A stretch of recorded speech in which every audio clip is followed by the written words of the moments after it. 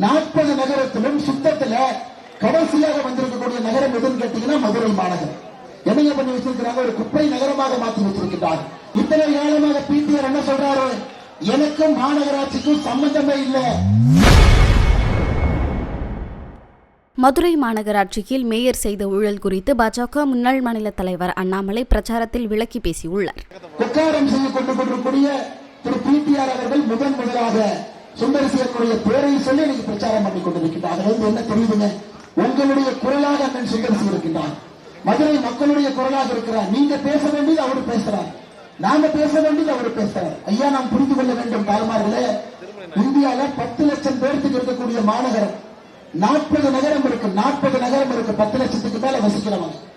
40 நகரத்திலும் சுத்தத்துல கடைசியாக வந்திருக்கக்கூடிய நகரம் எதுன்னு கேட்டீங்கன்னா மதுரை மாநகரம். என்னைய பண்ணி வச்சிருக்கிறாங்க, ஒரு குப்பை நகரமாக மாற்றி வச்சிருக்கிறார். 40 நகரங்கள் 10 லட்சம் பேருக்கு மேல வசிக்கக்கூடிய 40 நகரத்துல மத்திய அரசு நடத்தக்கூடிய சர்வேல குப்பையில கட்ட கடைசியாக வந்திருக்கக்கூடிய ஒரு நகரம் மதுரை மாநகரம். எப்படி இப்படி ஆச்சுங்க? இங்க இருக்கக்கூடிய மேயர்ல யாருங்க? அருமை சொந்தங்களே, ஒரு போட்டோவை நான் காட்டுறேன். எல்லாருமே போட்டோ காட்டுறாங்க, நானும் போட்டோவோட நீங்க வந்திருக்கிறேன். சுந்தரசி அம்மனோட காட்ட வேண்டும். இந்த போட்டோ இருக்கிறவங்க யாருங்கம்மா? அருமை சொந்தங்களே, நீங்க பாருங்க, இந்த போட்டோ இருக்கக்கூடியவங்க யாரு?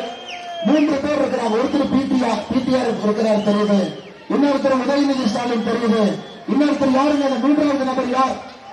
மதுரை மேயருடைய கணவராக இருக்கக்கூடிய பொன் வசந்த்.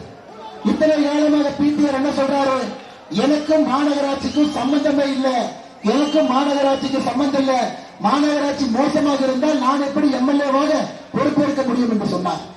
அருமை சொந்தங்களே, இவருடைய கைத்தடி, இவருடைய அடியாளாக இருப்பவர் தான் இந்த பொன் வசந்த், மதுரை மேயருடைய கணவராக இருந்தவர்.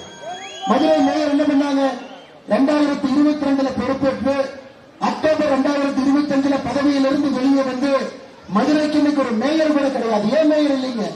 200 கோடி ரூபாய் ஊழல் நடந்ததற்காக மேயர் ராஜினாமா செய்து மேயர் இல்லாத ஒரு மாநகரமாக மதுரை இருக்கு. என்னைய ஊழல் அது? சொத்து வரி உயர்த்தினாங்க. எப்படி உயர்த்தினாங்க? 25%-இருந்து 100% உயர்த்தினாங்க. இந்த மதுரை மேயருடைய கணவர் பொன் வசந்த் ஒரு பெரிய ஆளா போய் பார்த்து, ஐயா, உங்களுக்கு சொத்து வரி உயர்த்த மாட்டோம், உங்களுக்கு உயர்த்தாம இருக்கிறதுக்காக எங்களுக்கு கொஞ்சம் சைட்ல பணம் கொடுங்க. பணத்தை வாங்கி 200 கோடி ரூபாய் மோசடி செய்து சொத்து வரியை நம்மை போல் சாமானிய மனிதர்களுக்கு ஏத்துறாங்க, பெரிய முதலாளி ஏத்துல.